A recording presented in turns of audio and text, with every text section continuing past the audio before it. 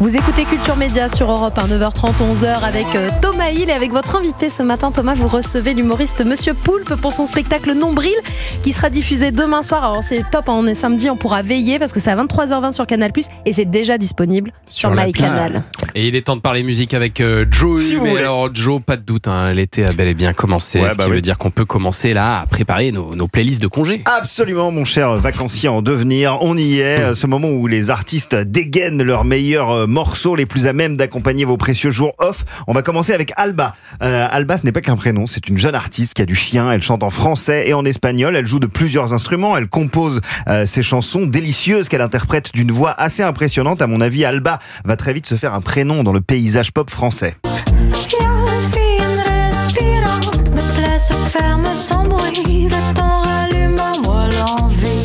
Bajo las luces del Alba. Voilà, c'est le titre de la chanson qu'on écoute. Un titre à écouter en fin de matinée, tu vois, après un petit réveil tardif. Alors moi, j'écouterais ça plutôt avec une pina colada, voyez-vous. Non, mais ça, c'est bien sûr, mais on parle de 17h la pina colada pour Anissa, mais vous rigolez.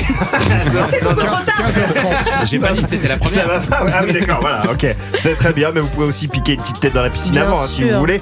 Ou déambuler dans les rues pavées d'une petite ville du sud, baigner de rayons de soleil, pas avec une chaleur pas encore trop écrasante. Bref, Alba, c'est un talent qu'il faudra également suivre à la rentrée puisque son album Les Autres Mots sortira le 10 octobre.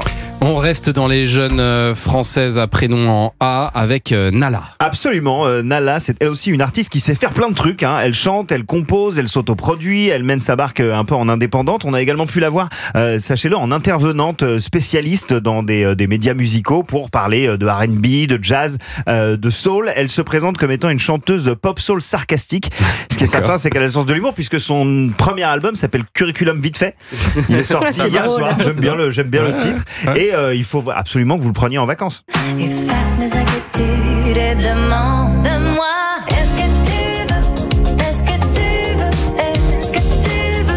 Petite chanson sur le consentement. Est-ce que tu veux un petit côté Brigitte un peu. Ouais, il y a un petit côté Brigitte. On pense un petit peu.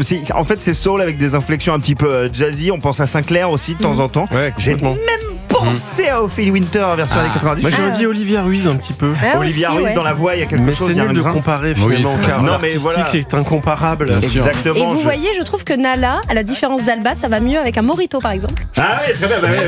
Avec modération surtout. Il y a un profil qui se dessine assez intéressant. Voilà, sur la personne en face de vous, effectivement. Bon, et alors pour l'été, pour certains, c'est aussi les amours de vacances. Oui, alors si fin juillet, votre petit cœur est tout tourbichonné d'avoir dit adieu à la personne que vous aviez pécho pendant la fête du club de vacances, vous pourrez mettre un casque sur vos oreilles dans le train et pleurer en écoutant cette sublime ballade signée de la chanteuse américaine Ethel Cain.